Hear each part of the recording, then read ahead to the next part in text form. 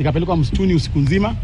They didn't harass me. We are a very disciplined police force, by the way, because they didn't harass me. They had the option of beating me up in the wilderness, but they didn't do that. Nikisema kwamba polisi walinipiga, nitakuwa nadanganya.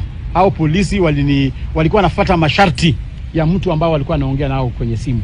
Na ningependa tu pia kuwasherekea kwa sababu walikuwa na option ya kunimaliza jana usiku. Umezungumza na kasi yako kwa sababu baada ya kurudishiwa Siada kuna baadhi ambao walitoka Najua vizuri sana mimi ndio mwandishi wa mchezo wa kuigiza wa Echoes of War, na mnajua vizuri sana High Court ilipeana order ya kwamba mchezo huo uperformiwe hapa Nakuru, na High Court yenyewe ikapeana order kwamba watoto hao watayarishwe kwenda kwenye stage na mimi ambaye niliandika play yenyewe. So mimi polisi wanakuja kunishika mimi, wanasema kwamba mimi nilifanya makosa kuandika mchezo huu. Tangu lini serikali ya William Ruto mnashika watu kwa kuandika play? Mchezo wa kuigiza mnanishika kwa sababu ya kuandika play. Umekuja na maaskari wengi hapo wamekataa nisitoke ya play hiyo. Mimi mwenyewe nikafungiwa nje, nikaambiwa siwezi ona watoto. Polisi karibu 50 walikuja wakanishika, wakanileta hapa kwenye Nakuru Central Police Station, lakini baada ya muda mchache wakanitoa tena na Subaru, wakaniweka kwenye buti ya Subaru, wakanipeleka kwa msituni. Tumetembea nao masaa 4 usiku kwenye buti ya Subaru. Hawaniambii niko wapi, lakini zilikuwa eneo za Baringo, mahali penye hata hakuna barabara, hakuna mtu, hakuna lami, ni katikati ya kichaka. Wanakuacha kwenye buti, wanatoka kule nje, wanaanza kuongea kwa masimu. Ilikuwa jambo la kuhofia kabisa. Lakini mwishowe wakanileta sasa pale Eldama Ravine Police Station, kama karibu kuna kucha. Wakanitupa pale bila maandishi yoyote. Leo asubuhi nimeuliza makosa yangu ni nini, hawajaniambia makosa yoyote. Na nikaambiwa kwamba nimeachiliwa unconditionally. Mimi ningependa kusema kwamba mtu ambaye ako you can do to ensure that this play is performed. I am now instructing you to go back to court and get orders for those children to perform before an audience.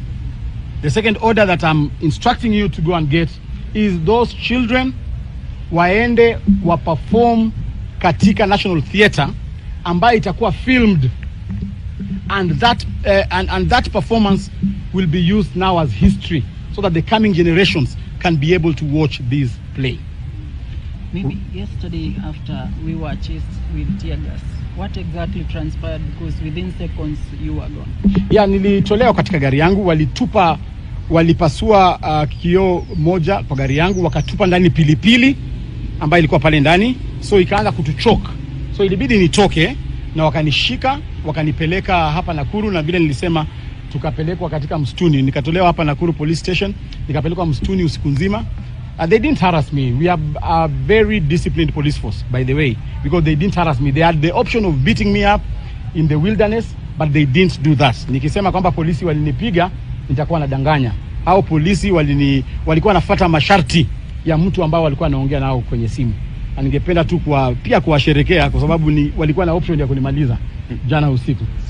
Umezungumza na kasi yako kwa sababu baada ya kurudishiwa Siada kuna baadhi ambao walitoka na haijulikani wakaenda. Sasa hivi wako vipi na sijazungumza nao kwa sababu hawaruhusu wale wasichana wa interact na mtu yoyote. Sasa hivi nimeambiwa kwamba wamewekwa kwenye basi, wengine wanapelekwa kule Butere Girls. Sasa sijaweza kuwafikia. Kulikuwa na habari kwamba 15 walikuwa nakosa kufika. So wale 15 ningependa kuripoti kwamba wazazi watulie, kwamba hao watoto walijipata walijipeleka kule kwenye camp yao na wamefika kule. I have a very competent cast, ile cast ambayo inajua kutumia akili, and I want to take this opportunity to celebrate the heroines of Butere Girls today. It will be inscribed in history that you are there when the history of this country was being written.